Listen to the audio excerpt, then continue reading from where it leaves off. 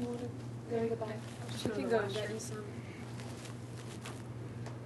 Can you turn it off or Turn it off. yeah, till she comes back?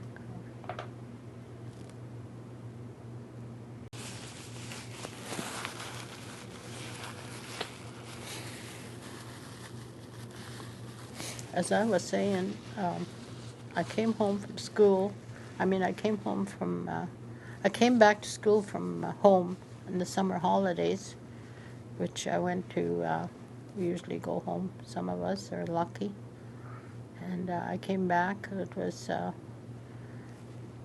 when school started again, and it was around in the middle of the month that I had an appendicitis attack, and it was upstairs on the floor there, and near our on the second floor was our classrooms, and in the hallway I had an appendicitis attack. I didn't know what it was first. I didn't know what it was.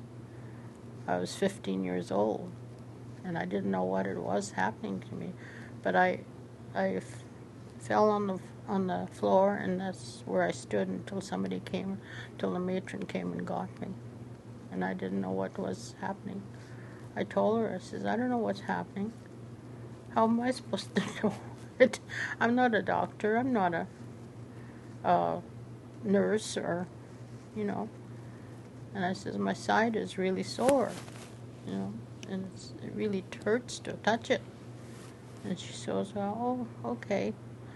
So she told me to go upstairs to her dormitory and go to bed, and she would be up later on. And so that's what I did. I was in intermediate then, and so I went upstairs, and then she came up. It was after supper she came up, and she says, well, let me see your side. Let me have a look at it. I says, okay. So I showed her my side there, and my appendix. I knew my appendix was on this side, because that's what they said in the health class. So anyway, she not punched, but she poked me there and everything. And I says, well, that's where it's really sore. I says, it's really hurts. She says, oh, well, she says, so she gave me a laxative. And you're not supposed to give a laxative. I know now that you're not supposed to give a laxative with appendicitis. You know, so anyways, so the days went by, and I told her, I says, well, it's still not getting better. It's still sore. And still, they wouldn't get the doctor up to see me or take me to the doctor. And that went on for about 2 weeks. That's right. I lie in my bed there suffering for 2 weeks. And my stomach was just as hard as a rock. And she kept giving me laxative. Finally, this nurse came from downtown at the Plummer Hospital. She was a native nurse going into nursing. And she said to the matron, you better get this girl to the hospital right now. Right now. Hurry. You haven't got very much time. So they hurried and got me to the hospital. I don't know how they took me there or anything. I can't remember. I don't remember. I was so sick. And they got me on the operating table, and my appendix burst.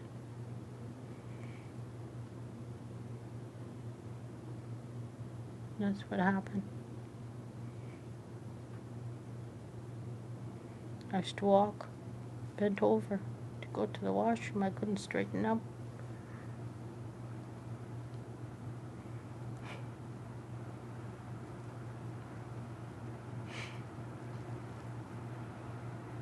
What did they do?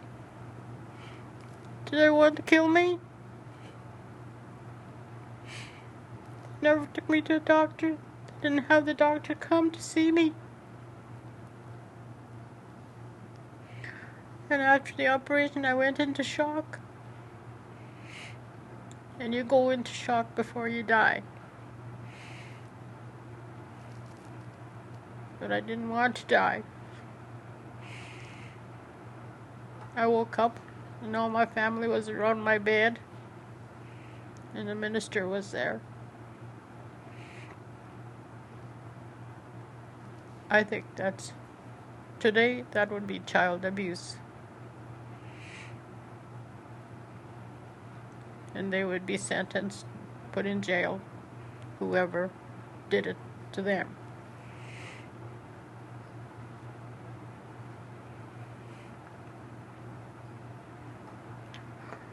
A lot of the kids had worse. But that, to me, was worse enough. I suffered. I suffered in the hospital and I was getting better. And then they brought me here and put me up in the infirmary here.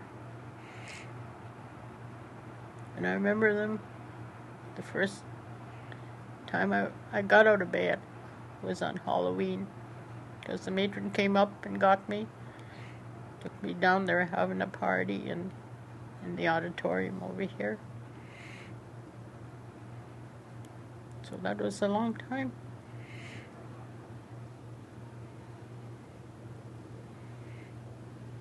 I didn't know what to think.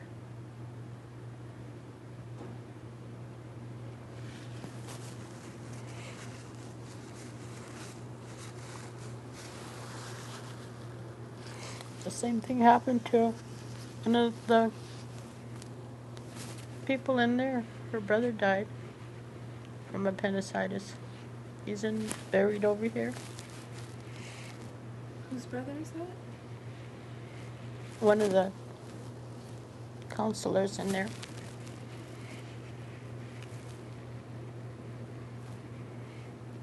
He died. And he's buried over here in the graveyard here, belonged to the school.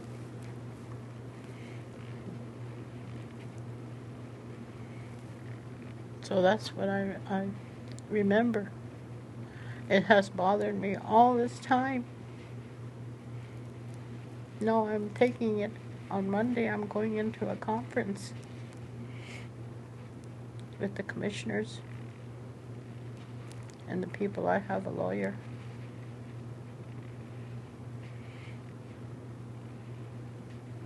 I want to get this straightened. I keep thinking, and my brother, he's gone now. I asked him before he passed on. I says, did I nearly die? Because he was one of the ones come to see me in the hospital. He says, yeah. And I know that now, because I went into shock. I remember telling the nurse I was shaking. And I told her, I said, I can't stop shaking. She says, I know. We'll get you warm. So they were piling all warm blankets on me. So anyways, I had to have this thing in me, this tube. Had to have that for a while when I was up in the infirmary.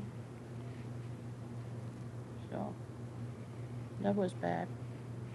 Why'd you think it took them so long until they got a nurse to come see you at the school? I don't know. I think it's because they didn't want... I don't know. I don't know why they let the other boy die. When was the hospital just down the road? It was there. There was 2 hospitals there. One is General, which was like this Anglican school. This was an Anglican school. So the Plumber was the Anglican hospital, and the General hospital was run by the nuns, in Catholic. So I had to go to the Plumber. I went to the Plumber hospital. But that bothered me all. And I think it has something to do psychological on my well-being, Of course. because I have very bad relationships, and I don't know what was wrong. But I went to a couple of places where you go and talk about this, and they are places that people can go and talk and try to get some consolation. You know, just a little bit of consolation helps. And finally, I'm getting to the top of it, and to find out what was really happening. So I don't want to be going for the rest of my life thinking, or going to my grave thinking, you know, would they try to kill me? Or what?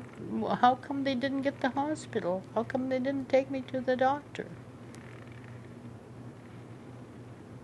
There was doctors in those days. It's complete. And I think the doctors made house calls or came to where. But I think maybe too money was above all contribution to that situation. I'm thinking anyway, or maybe they want to. I try to think, not to think that way, that they wanted to kill me. Yeah.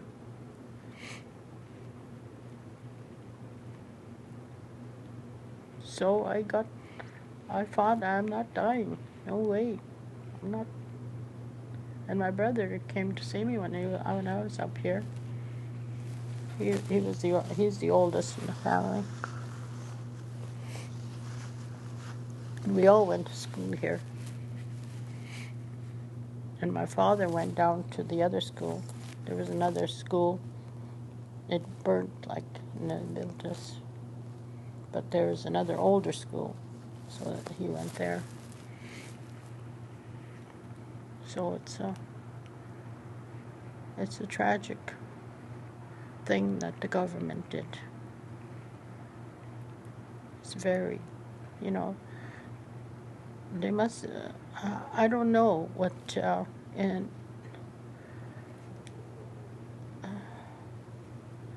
I don't know why they thought they couldn't sit down and talk to people, the government. You know, because I think maybe they, how to talk to us, how to talk to natives. They did not understand us. And when you don't understand a thing, you're afraid of it. And I think that's what happened, why all this came about. You know, so did not understand us, did not understand the way we were living, why we lived that way.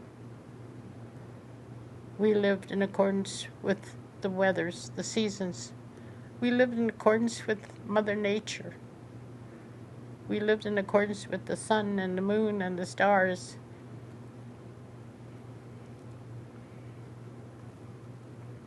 And we lived off the earth.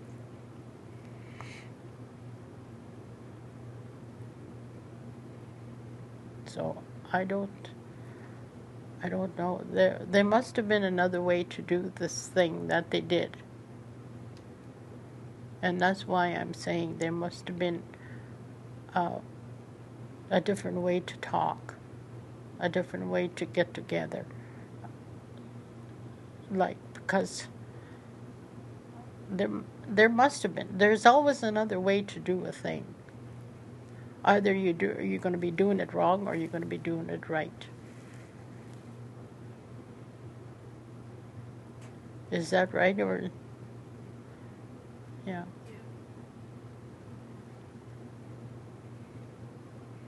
because something doesn't do right, is not right, then you try to make it right. But see, the way they're doing it is not, all the money in the world cannot buy my childhood back.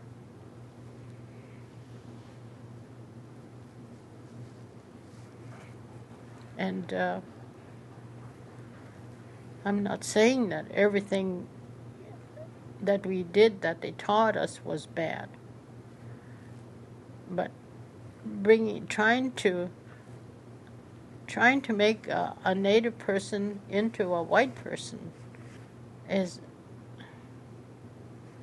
I know that person has to understand that transformation first in order to accept what they're being taught. And if it would, see, some of them did. And I don't know if they thought about it first to being that way and to get their education and had to do that in order to get their education and to be assimilated into the other world. That's what I call it, the other world. And leave all our language and everything. I don't know. How can you understand that when you're so young and you're taken? Yes. And all you know of that other world is neglect and abuse. Yeah, yeah. And you come to that place, and it's like a dungeon. And they take you to the basement, and they cut your hair off. And they sit you on a chair like that in the middle of this room.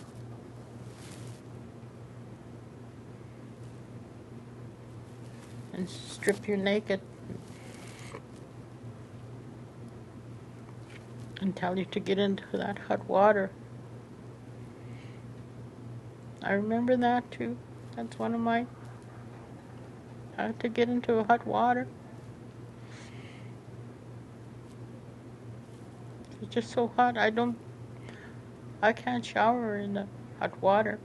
I can't take a bath in hot water. I wash my face in lukewarm water, but never hot. I can't. I start screaming. And I can't stay in a room when the door's locked, when the doors are shut, and there's no light. I can't sleep in a room like that today. I gotta have my little light on. And I've gotta be able to breathe.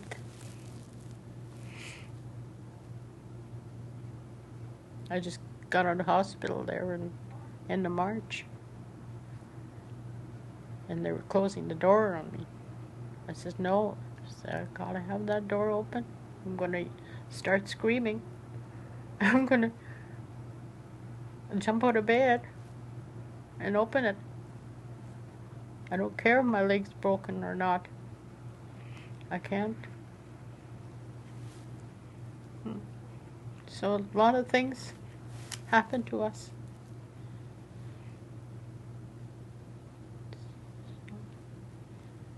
I'm glad I could tell some of them here.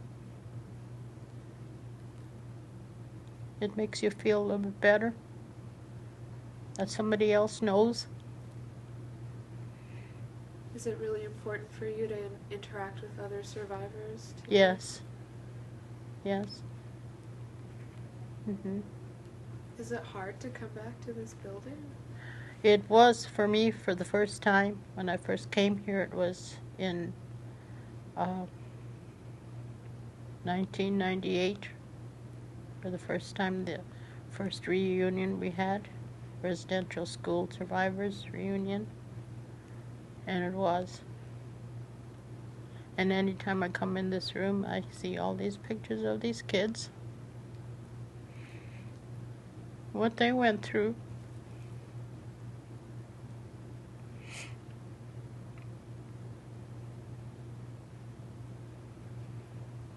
And anytime I say my prayers, I pray for them to see them again. One of the things that I'm interested in exploring in this documentary is just what these residential schools did to the culture of First Nations people. And I was speaking to another survivor down in southern Ontario who said when they dropped him back off at 16 on the reserve, he just couldn't fit in either world. He was too white to be Indian, too Indian to be white. And even to this day, he's in his late 60s, he can't live on the reserve with the Ojibwe people. He doesn't feel comfortable there, and he feels more comfortable living with white people, but still not really fitting there, in not really way. fitting Yeah. in. And I was curious where you feel culturally, or what it was like to be dropped off when you were let out of the school. Yes, and I had good jobs. There was one job I worked for Department of Lands and Forest, and that was a good job when I got out of school. But I couldn't do it because that lady behind me was always looking. And every time she'd come around, I just couldn't do nothing. I couldn't move because I thought she was just, coming there to haunt me or whatever, because that's what the teachers used to do. They used to come behind you, always behind you. And I worked for the Bell Telephone too. And I couldn't stand it in there. I liked the job, I liked it, but she would come in and plug her, and this was the time when they had the things, the wires to put people through long distance. Now I couldn't take it anymore. Do you feel like you were able to reconnect at all with your culture, or? Not right away. I haven't been since my first meeting here, when I knew everybody else was going through what I was, and there was several people that I could